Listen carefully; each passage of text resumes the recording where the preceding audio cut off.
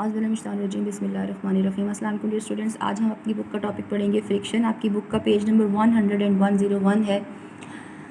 Friction एक resistive force होती है। जब कोई भी दो बॉडीज़ जो तब अक्कर होती है उस वक्त प्रोड्यूस होती है जब कोई भी दो बॉडीज़ इन कांटेक्ट हों और उनमें कोई रिलेटिव मोशन प्रोड्यूस हो रही हो। मैं अगेन रिपीट कर देती हूँ, ये एक रेजिस्टेंस फोर्स होती है। ये तब प्रोड्यूस होती है जब कोई भी दो बॉडीज़ इन कांटेक्ट हों और उनमें रिलेटिव मोशन प्रोड्यूस हो रही हो। तो हम आपकी बुक से देख लेते हैं। Friction is the resistance to relative motion that occurs whenever two materials are in contact with each other. ठीक है, तो यहाँ पे एक वर्ड है रिलेटिव मोशन। रिलेटिव मोशन का वर्ड हम तब यूज़ करते हैं जब कोई भी दो ऑब्जेक्ट आप मूवमेंट कर रहे होते हैं with respect to each other. तो हम अगेन देख लेते हैं। अब अपनी बुक से नज़रें हटा के चेक करें कि रेजिस्टेंस क्या होती है, कि फ्रिक्शन क्या होती है। Friction is the resistance to relative motion, यानी कि ये रिलेटिव मोशन के ख़िलाफ़ एक फोर्स होती है जो कब प्रोड्यूस होती है, जब कोई भी दो ऑब्जेक्ट्स या मटेरियल्स इन कांटेक्ट हों। वो ऑब्जेक्ट्स मटेरियल्स सॉलिड भी हो सकते हैं, लिक्विड भी हो सकते हैं और गैसेस भी हो सकते हैं, यानी कि ये मोशन के अगेंस्ट एक फोर्स है। ओके, इसकी जो यूनिट होती है वो न्यूटन होती है। उसके बाद डायरेक्शन क्या होती है फ्रिक्शन की। नेक्स्ट पैराग्राफ के ऊपर हेडिंग लिख लीजिएगा, डायरेक्शन ऑफ मोशन। जिस डायरेक्शन में मूवमेंट हो रही हो ये हमेशा उसके ऑपोजिट डायरेक्शन में होती है। अगर आप एक सॉलिड ब्लॉक को हॉरिजॉन्टल सरफेस के ऊपर मूव कर रहे होंगे, हॉरिजॉन्टल सरफेस जैसे ये एक टेबल है और इसके ऊपर मैं अगर ये इसको यूं करके यूं मूव कर रही हूँ तो ये हॉरिजॉन्टली मूव हो रहा है।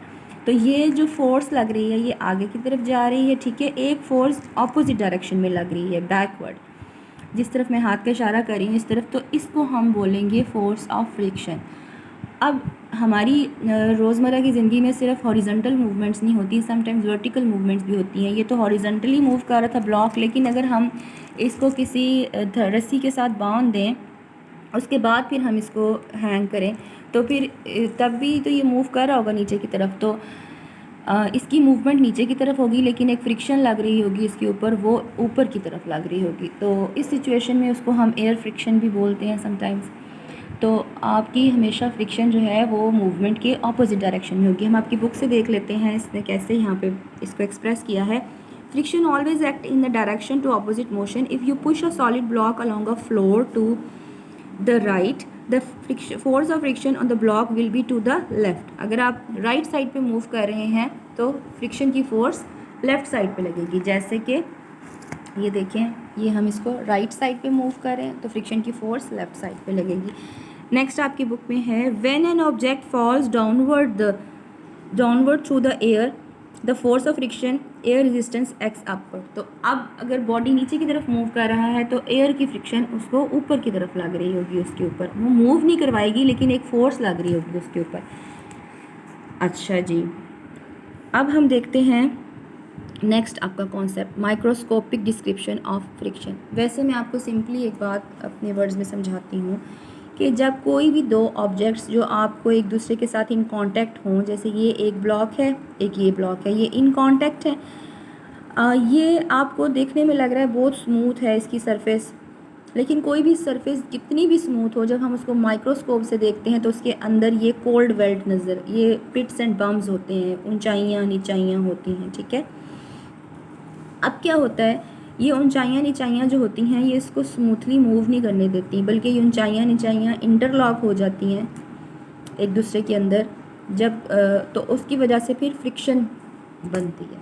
इस वजह से ये फ्रिक्शन का कॉज है बेसिकली, ठीक है। तो जब कोई भी दो ऑब्जेक्ट्स जितने भी स्मूथ हों वो उतने स्मूथ नहीं होते, उनमें ज़रूर पिट्स एंड बम्प्स होते हैं, यानी कि वो अप एंड डाउन होती हैं उसके अंदर सर्फेसिस, और फिर वो एक दूसरे के साथ जब इंटरलॉक हो जाती हैं सर्फेसिस, जब बॉडीज़ इन कांटेक्ट होते हैं तो फ्रिक्शन प्रोड्यूस हो जाती है। तो हम आपकी बुक से देखते हैं, every surface is rough, even surfaces that appear to be highly polished can actually look quite rough when examined under a microscope.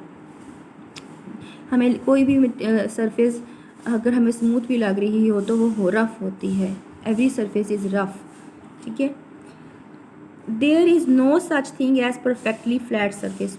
Perfectly flat surface कहीं पे भी नहीं है। As a result the two surfaces that are touching are not really touching across the entire area, यानी कि हमें तो लग रहा है ये कि हर जगह से ये एक दूसरे को टच कर रही है, लेकिन ये ऐसा नहीं है। अगर हम माइक्रोस्कोपिक व्यू में देखें तो देखें ये दरमियान में आपको फ़र्क नज़र आ रहा है ना, तो ये हर जगह से एक दूसरे को टच नहीं कर रहे होते।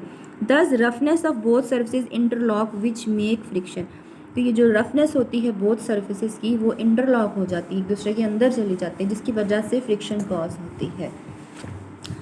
अगर ये पिट्स एंड बम्स ना हों तो बॉडी जो है वो स्लिप हो और मूवमेंट रुके ही ना कभी भी किसी भी ऑब्जेक्ट की, ठीक है। तो लेकिन ऐसा नहीं होता, रफ़ सरफेस होने की वजह से, उसके अंदर पिट्स एंड बम्स होने की वजह से, उसके सारे एरियाज़ का इन कांटेक्ट ना होने की वजह से फ्रिक्शन प्रोड्यूस होती है, ठीक है। अच्छा, तो आपने जस्ट यहाँ पे ये हेडिंग देनी है बच्चों, सॉरी हेडिंग नहीं, ये वाली माइक्रोस्कोपिक डिस्क्रिप्शन ऑफ फ्रिक्शन देखनी है। यहाँ से लेके यहाँ तक आपने पेपर के लिए तैयार करना है, फिर ये वाली लाइन ज़रूर तैयार करनी है, और ये डायग्राम ये मस्ट है। फिज़िक्स में जितनी भी डायग्राम्स इजीली बन सकती हैं उसको मस्ट बनाएं, ये डायग्राम आपको मस्त बनानी है। इसका तरीका ये होता है, एक दफ़ा बुक से देख के आप ड्रॉ कर लें, उसके बाद फिर एग्ज़ाम में आपके लिए बनाना ईजी हो जाता है। और लेबलिंग मस्ट होनी चाहिए, ये फ्रिक्शन की फ़ोर्स यहाँ लग रही है, फोर्स यहाँ पे लग रही है, इसी डायग्राम में आप ये कर सकते हैं मेंशन कि फ्रिक्शन ऑपोजिट में लग रही होगी। नेक्स्ट हम देखेंगे स्लाइडिंग फ्रिक्शन। स्लाइडिंग फ्रिक्शन क्या होती है? Sliding friction is the resistance created by any two objects when sliding against each other. Simple सी बात है। ऐसे ही रोलिंग फ्रिक्शन है, रोलिंग फ्रिक्शन तब लग रही होगी when two bodies roll against each other. उसके बाद आपके पास एक टॉपिक है ये बाईसाइकिल की रिम्स, फ्रिक्शन इन रिम ब्रेक्स, वो कैसे काम करती हैं। तो हम अब यहाँ पे देखते हैं कि साइकिल का जो टायर है ये यहाँ पे आउटर साइड पे रिम्स होते हैं, ठीक है। उसके बाद यहाँ पे एक केबल लगी हुई होती है, ये वाली इधर ऊपर की तरफ, जो हैंडल होता है साइकिल का उसके साथ एक हैंड लीवर लगा हुआ होता है। वो हैंड लीवर इस केबल से अटैच होता है, फिर ये यहाँ पे पैड से अटैच होते हैं। ये पैड जो होते हैं ये इस रिम के ऑपोजिट डायरेक्शन में होते हैं। हम अपने हैंड जो लीवर है उससे उसको हम पुल करते हैं तो वो केबल के ज़रिए से डायरेक्ट इन पैड से अटैच होते हैं, तो ये पैड्स की मूवमेंट होती है और ये जो रिम हैं ये रुक जाते हैं, बहुत ज़्यादा पावर नहीं लगानी पड़ती हमें और हमारी साइकिल को ब्रेक लग जाता है, साइकिल रुक जाती है। तो हम यहाँ से चेक करते हैं, ये अगेन मैं बता रही हूँ, लड़कों को तो पता होता है, ये गर्ल्स के लिए है कि ये आउटर साइड पे रिम्स इसके होंगे, outer edge of a tyre is rim इस पिक्चर में, और ये वाले पैड्स लगे हुए हैं रिम के लिए। Rim brakes are the most effective and most popular bicycle brakes as they provide adequate braking power without too much maintenance. They are controlled by hand lever which are attach to a actual brake by a cable, यानी कि एक hand liver होता है और ये cable होती है और वो डायरेक्टली ब्रेक के साथ अटैच होते हैं। When the rider pulls on the brake lever the cable attach to it move the two pads, जब उसको पुल करता है हैंड लीवर को, केबल जो है वो पैर ब्रेक के साथ अटैच होती है। Cable attach to it move the two pads one on each side of the rim, rim के दोनों साइड पे, एक इस साइड पे लगा हुआ ये वाला और एक इसी तरह का ये जो है इसी तरह का दूसरी साइड पे भी लगा हुआ है। These pads attached to brake leather press against the rim causing the brake to slow down। जब ये हम इसको प्रेस करते हैं और ये फिर ये व्हील को स्लो डाउन कर देते हैं, ठीक है ना। ये जो इस लेदर लगे हुए होते हैं, these pads attached to a brake leather press against the rim, ये ब्रेक लेदर के साथ लगे हुए होते हैं और फिर वो रिम के अगेंस्ट प्रेस हो जाते हैं और फिर साइकिल रुक जाती है। तो अगेन इसमें क्या चीज़ें हैं, एक आपके पास हैंड लीवर है, एक केबल है, ब्रेक ये पैड्स हैं, ब्रेक लेदर्स हैं और ये रिम है।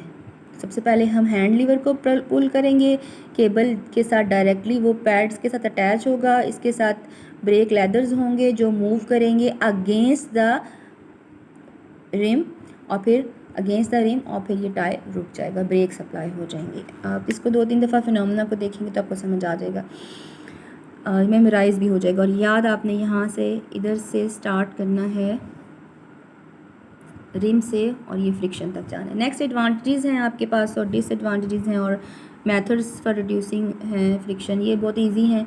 एडवांटेज एंड डिसएडवांटेजेस में friction between the soles of our shoes or the ground help us walk. Friction between tire and road help to drive cars.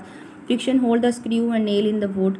अब friction के नुकसानात क्या होते हैं? It slow down moving objects and cause heating of moving parts in machinery में जब body parts एक दूसरे के साथ अटैच होते हैं तो फ्रिक्शन की वजह से हीट प्रोड्यूस होती है और वो मूविंग पार्ट्स डैमेज हो सकते हैं. Energy is wasted to overcome friction in machinery. अब किसी चीज़ को चलाना है, एक फोर्स उसकी ऑपोजिट लग रही है अगर, तो एनर्जी ज़्यादा लग रही है ना, क्योंकि उस फोर्स को भी तो ओवरकम करना है जो उसको रोकने की कोशिश करी. तो सिंपली इतनी डिटेल्स में जाने की ज़रूरत नहीं है, आप ये याद कर लें. Energy is wasted to overcome friction in machinery.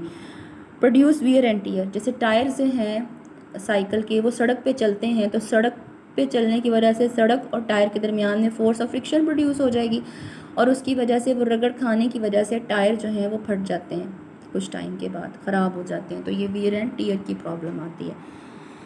Next है किस तरह से हम इसको रिड्यूस कर सकते हैं. पॉलिश कर लें सरफेस को, स्मूथ सरफेस होंगी तो ऑफ कोर्स रफनेस थोड़ी सी कम हो जाएगी और फ्रिक्शन आपकी कम हो जाएगी. जैसे कि ये कुछ बॉडी जो मशीनरी के पार्ट्स होते हैं उनको हम अगर ग्रीस लगा दें, ऑयल लगा दें, तो आपने देखा होगा उनमें आवाज़ आना बंद हो जाती है, वो अच्छे तरीके से काम करना शुरू कर देते हैं.